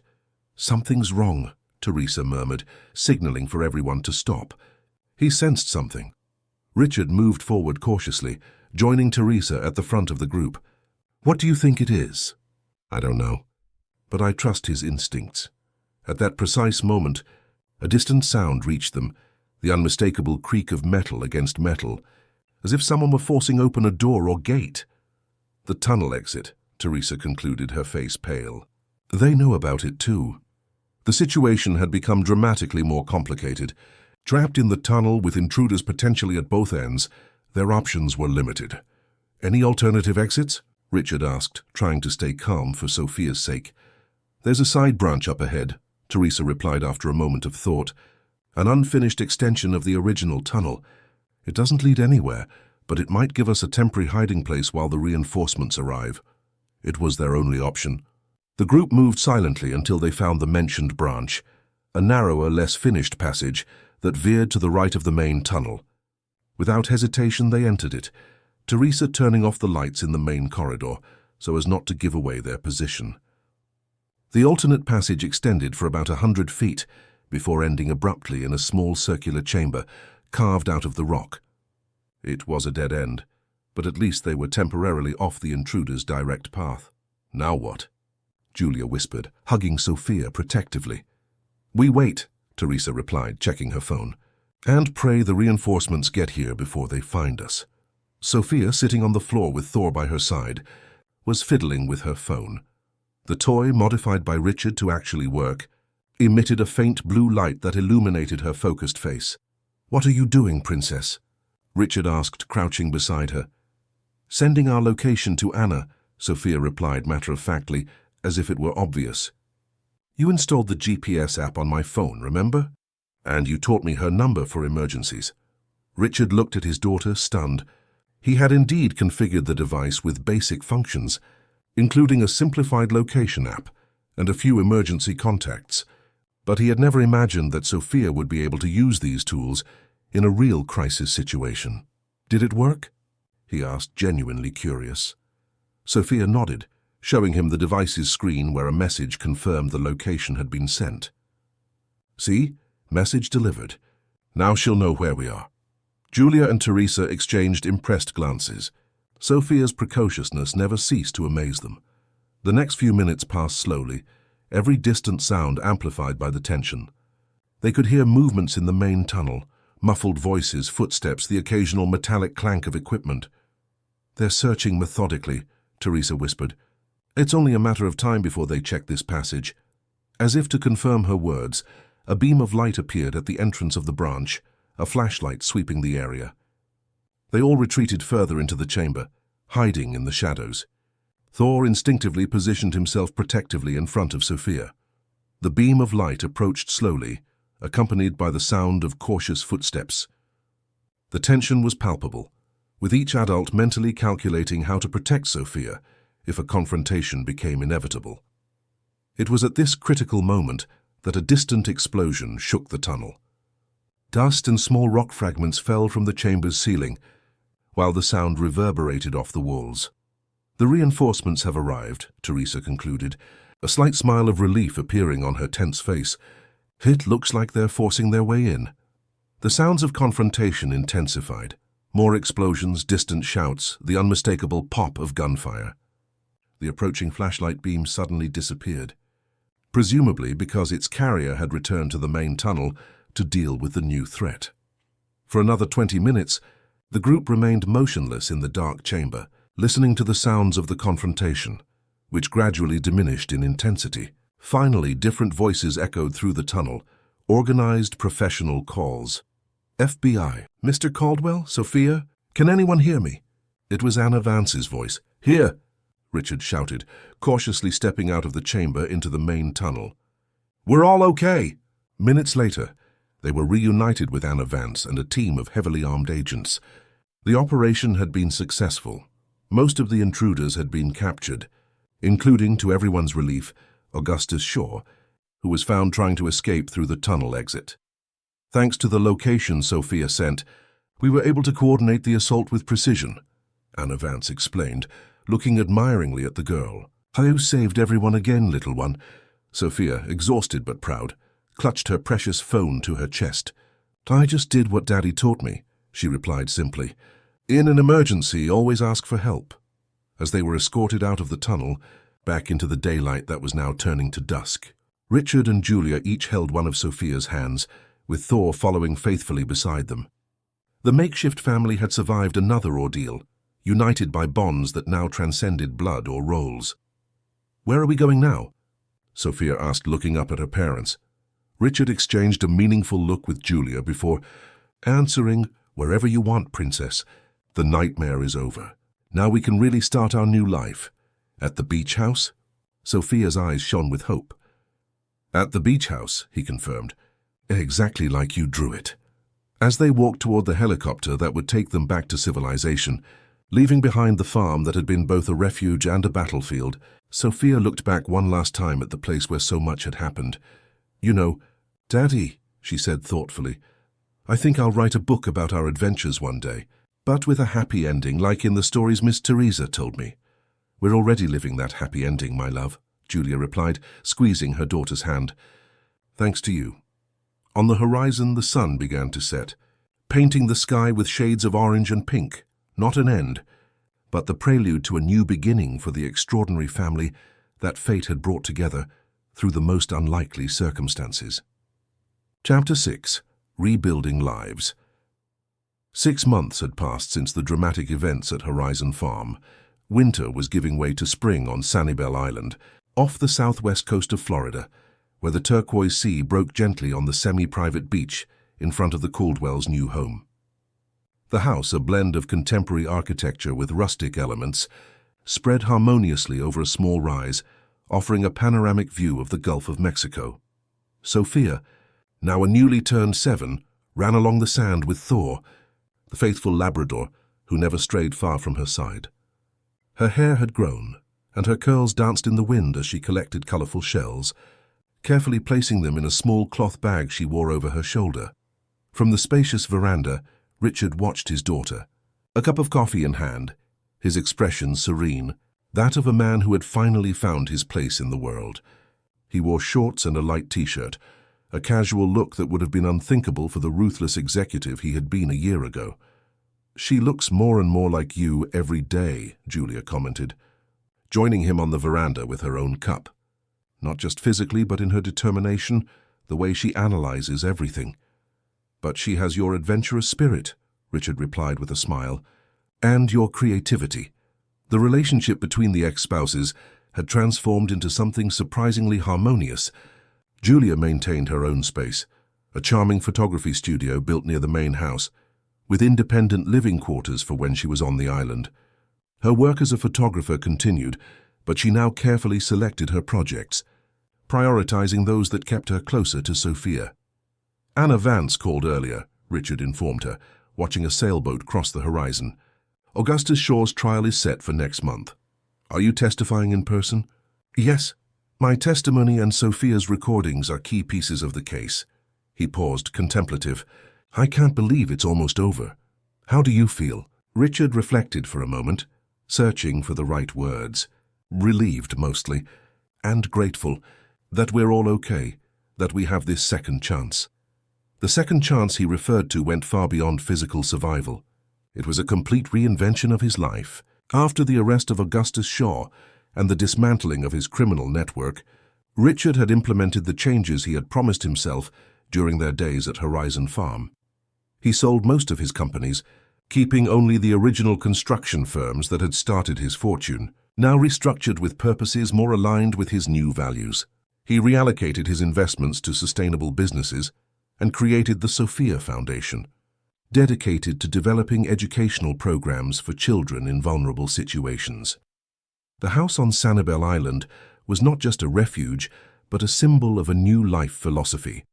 Built with sustainable materials, solar power, and a water reclamation system, the property harmonized with the lush nature around it instead of dominating it. "Is Sophia excited to start at the new school?" Julia asked, changing the subject. "Very. She's already read all the introductory material and researched each of the teachers. You know our daughter, always prepared." The school in question was an innovative project in a nearby town, geared towards gifted children, with a methodology that valued creativity and critical thinking. The institution served only 50 full-time students, offering a personalized curriculum for each, along with extensive exposure to arts, sciences, and technology. I hope she makes friends, Julia commented. After everything that's happened, it would be good for her to have a normal social life. The sessions with Dr. Evans seem to be helping, Richard observed.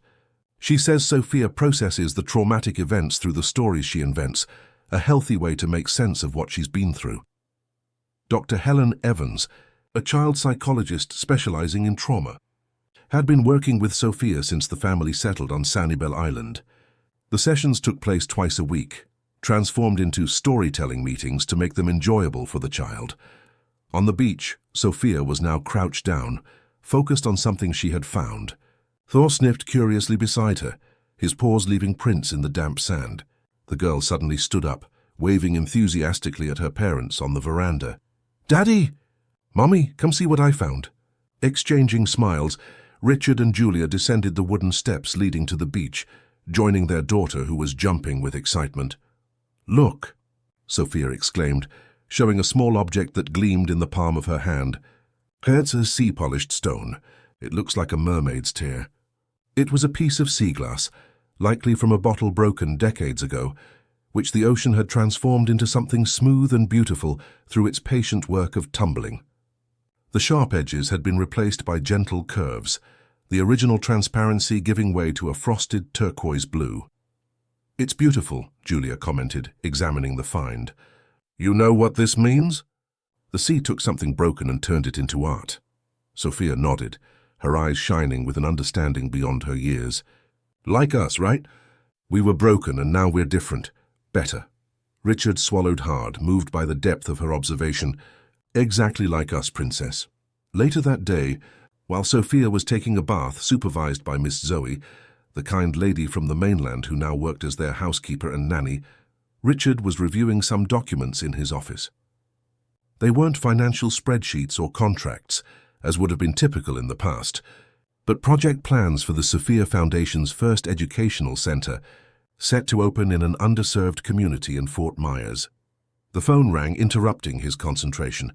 It was Anna Vance, the investigator who had become an unlikely friend over the past few months.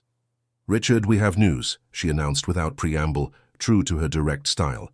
"Bianca has decided to fully cooperate with the prosecution in exchange for a reduced sentence. Is that good for the case against Shaw?" "Excellent. She's providing details on the entire operational structure, including the names of other businessmen involved and the methods used. Her testimony, combined with the evidence we already have, virtually guarantees a conviction." Richard felt a wave of relief. "When can I see the details?" "I'm sending you an encrypted file now.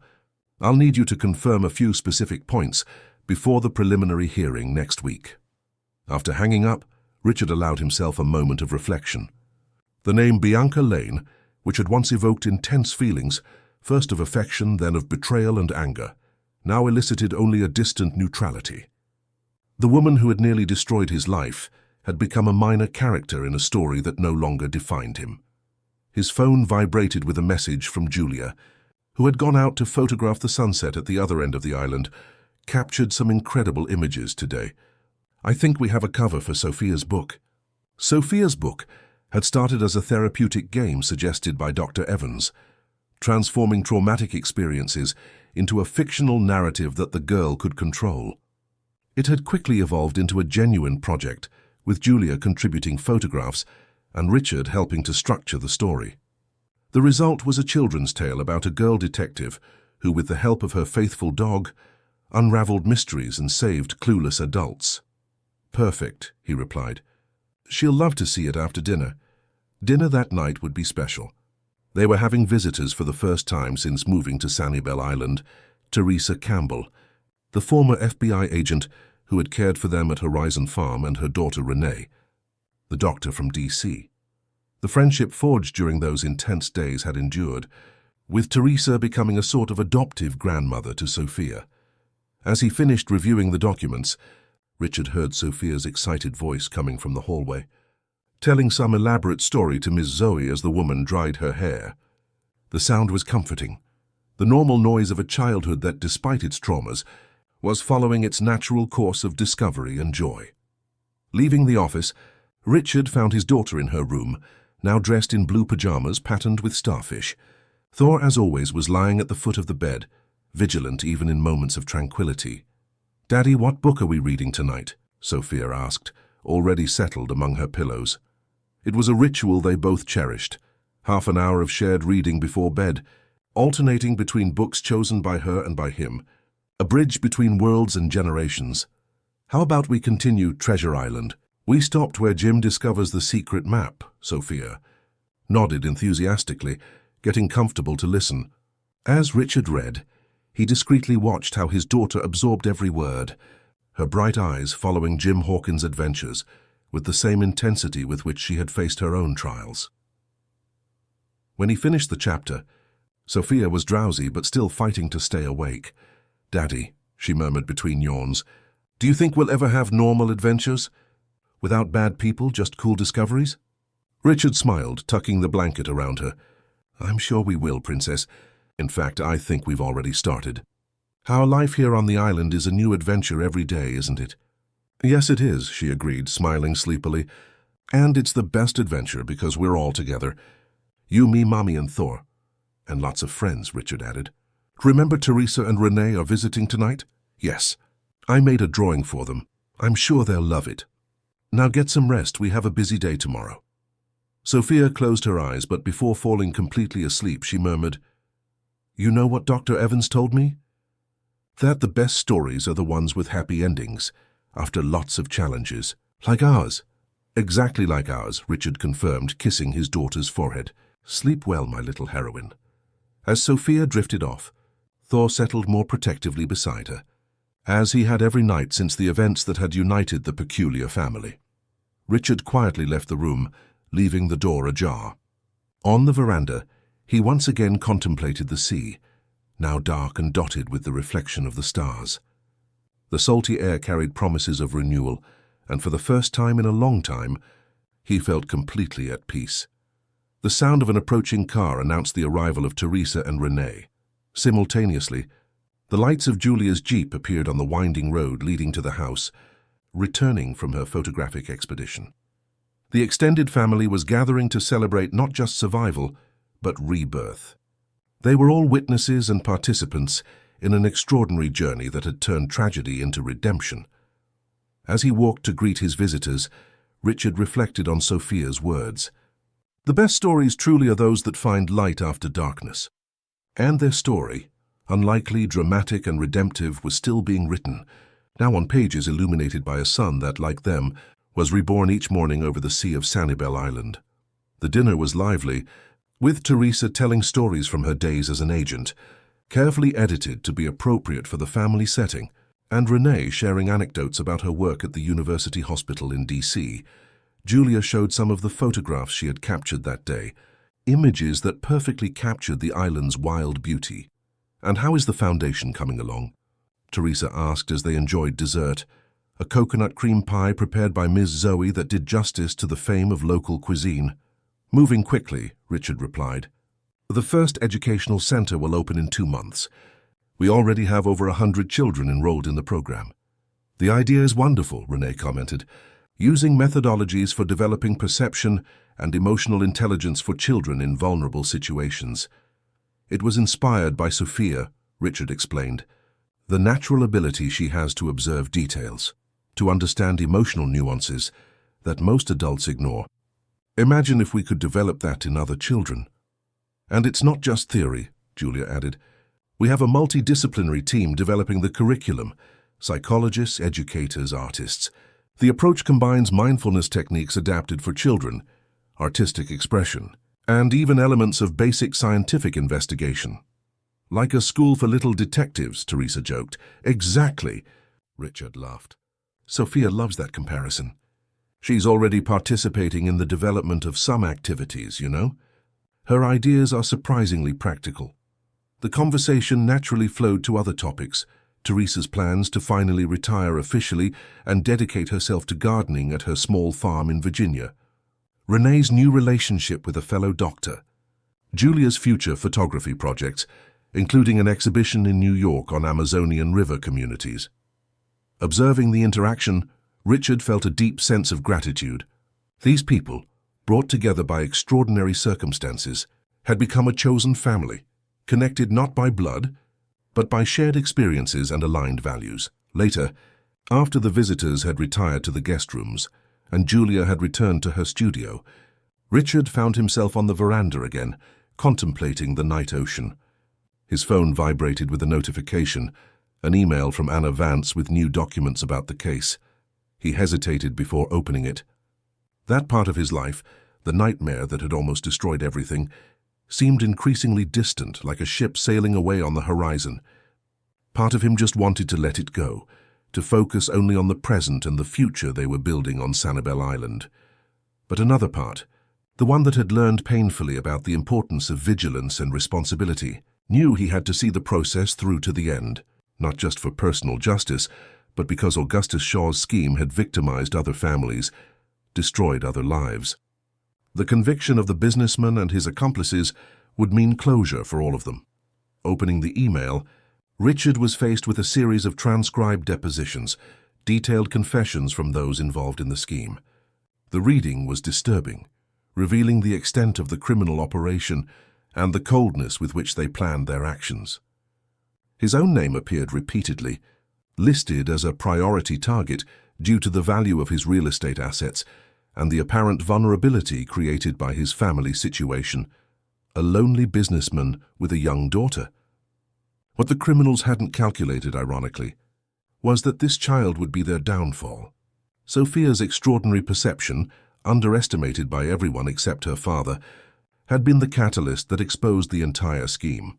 Finishing the reading, Richard sent a brief reply to Anna Vance, confirming his willingness to testify on the scheduled date. Then he turned off his phone, a small act of self-preservation he would never have considered in the past, when he was constantly available for business, regardless of the hour. A soft sound from Sophia's room caught his attention.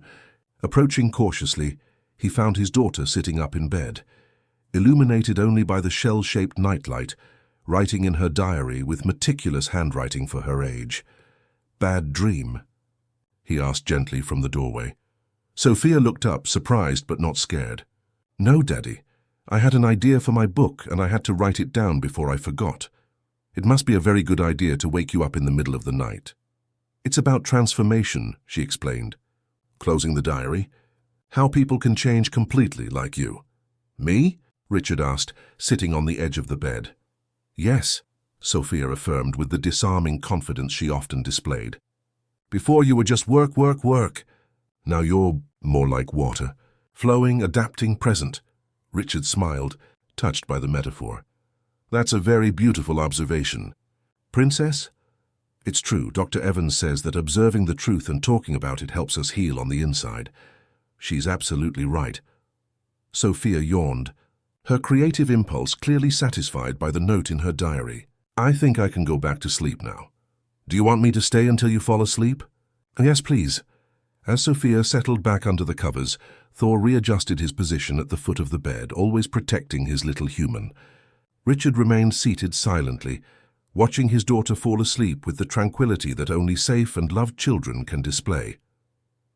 In that simple, profound moment, all the changes he had implemented in his life, the move to the island, the restructuring of his businesses, the creation of the foundation, the reconciliation with Julia, crystallized into a clear purpose: to create a world where Sophia could grow not just protected, but truly fulfilled. The girl who had saved his life with a whisper during an elegant dinner deserved nothing less. And along the way, perhaps other children could benefit too through the foundation, the educational centers, the methodologies developed to nurture the same kind of sharp perception and courage that Sophia had naturally demonstrated. Tomorrow would bring its own challenges, certainly. The testimony against Shaw, the launch of the Foundation's first center, Sophia's first day at her new school, but now watching his daughter sleep peacefully, to the gentle sound of the waves breaking on the beach, Richard Caldwell knew they were on the right path, not a path of escape, as the journey to Horizon Farm had been, but a path of construction and transformation. "Water," he whispered to himself, repeating Sophia's metaphor. Flowing, adapting, present. There could be no better description for the person he was becoming, and for the life they were now building together on Sanibel Island, where the sea was both a witness and a teacher of their continuous transformations. Chapter 7. A New Horizon. The United States Courthouse in Miami commanded respect with its imposing architecture. On that sunny spring morning, Richard Caldwell adjusted his tie as he climbed the marble steps, ignoring the reporters clustered on either side. "Mr. Caldwell, how do you feel about testifying against Augustus Shaw? Is it true that your 7-year-old daughter is the key witness in the case?" The questions came from all directions, but Richard kept his gaze fixed ahead, following Anna Vance's advice. Beside him, Francis Meyer acted as a professional shield, responding with neutral phrases. Anna Vance was waiting for them near the courtroom, impeccable in her dark grey suit. "All set?" she asked, extending her hand to Richard. "Yes, is Sophia okay?" "Perfectly.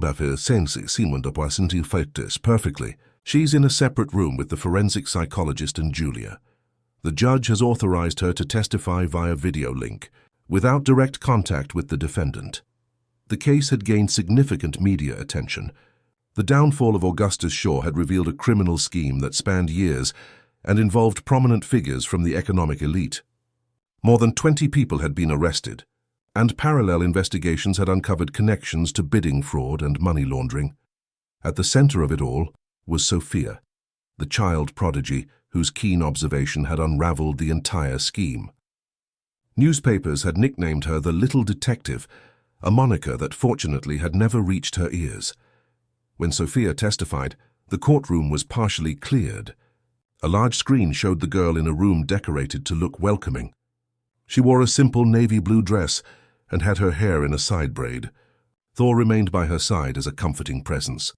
With surprising clarity, Sophia recounted the events of that night, how she had observed Bianca putting something in her father's food, the way the woman had acted after the plates were swapped. "How did you know you should pay attention to that?" the judge asked. "I always watch people," Sophia replied simply. Auntie Bianca would smile, but her eyes were serious, and she said different things when she thought no one was listening. When Sophia explained how she had used her little phone to record Bianca's conversations, the judge thanked her with genuine respect, a rarity in his usually austere demeanor. Richard's testimony was methodical and precise, detailing the suspicious patterns in Bianca's behavior during their months-long relationship. When the session ended, he felt mentally exhausted but also strangely light. "That was exceptional," Anna Vance commented. "Your testimony and Sophia's complemented each other perfectly. With the evidence we have, I'm confident. Shaw won't get away with it this time. Part of me doesn't even care that much about his punishment anymore," Richard confessed. "What we did, stopping him from hurting other people, that's what really matters." They found Sophia at the hotel, playing excitedly with Thor. The forensic psychologist recommended keeping the girl's routine normal and shielding her from the media attention. "She just needs to be a 7-year-old now," the doctor emphasized. "As extraordinary as her abilities are." 3 months passed. On a particularly beautiful Saturday afternoon, the beach in front of the house on Sanibel Island was alive with the launch party for the Sophia Foundation's first educational center. Tables decorated with tropical flowers were arranged on the sand, and an elegant tent provided shade for the guests, project partners, new friends from the island, and key people from the family's journey. Teresa and Renee were there, as was Anna Vance, looking surprisingly relaxed. Sophia moved among the guests like a little hostess, introducing people and occasionally running to the water's edge with other children, followed by the ever-watchful Thor. "We received an interesting offer for her book," Julia mentioned to Richard. "A children's publisher wants to publish it, with my photographs and the texts you two developed. Part of the proceeds would go to the foundation. Sophia will be ecstatic." "A published author at 8, Julia corrected. According to the schedule, the book would come out after her birthday. Anna Vance approached with news from the trial. "The verdict is coming next week, but we already have reliable information. Shaw will be convicted." "Thank you, Anna, for everything," Richard said sincerely. "Not just for the investigation, but for how you took care of Sophia throughout the whole process." When the party ended and the sun began to set, the family and Anna Vance sat on the veranda to enjoy the spectacle over the ocean. "You know what I like most about this place?" Sophia commented thoughtfully. That every day the sea is different. The same water, but never exactly the same. Like people, Julia observed. We can change every day, even while remaining essentially the same. Exactly. Sophia smiled. Like us. Before we were all separate. Now we're like, a real family. Days later, as the country received the news of Augustus Shaw's conviction and 15-year prison sentence, the Caldwell family was building a treehouse in the huge sea grape tree in their garden. More to the left, Daddy, Sophia directed. We need a window with a view of the sea. Richard adjusted the plank according to his daughter's instructions, while Julia documented the process with her camera. This will make a great chapter for the book, she commented. The treehouse of Detective Sophia. And Detective Thor, the girl added, pointing to the Labrador who was watching the construction from the base of the tree.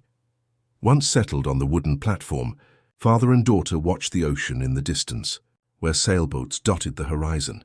You know, Daddy, Sophia said suddenly, I think I understand now why Mommy loves taking pictures so much. Why, Princess? Because there are moments you want to keep forever. Like now. Richard hugged his daughter at a loss for words to express what he felt. From the ground, Julia captured the moment with her camera. Father and daughter embracing in the treehouse, with the ocean as a backdrop and Thor standing guard beside them. The image, which would become the cover of Sophia's book and the symbol of the foundation, captured the essence of the journey they had traveled. That night, Richard found Sophia in her room, bent over drawings for her next book. It's going to be about how kids can change the world by paying attention to the little things, she explained, her eyes bright with creative excitement. As Sophia fell asleep, Richard contemplated the extraordinary journey that had brought them here. Her seemingly ordinary dinner had triggered transformations that continued to ripple outward through the foundation, the book, the educational programs. A story that could have ended in tragedy had turned into a new beginning. An empire built on ambition had given way to a legacy centered on deeper values, and an extraordinary child had revealed herself to be not just a savior, but a visionary. On the veranda, Richard watched the stars reflected in the night ocean. Sophia was right, as she often was. There are moments we wish we could keep forever. And as the sea breeze caressed his face, he felt a profound certainty that the most significant chapter of their story was just beginning.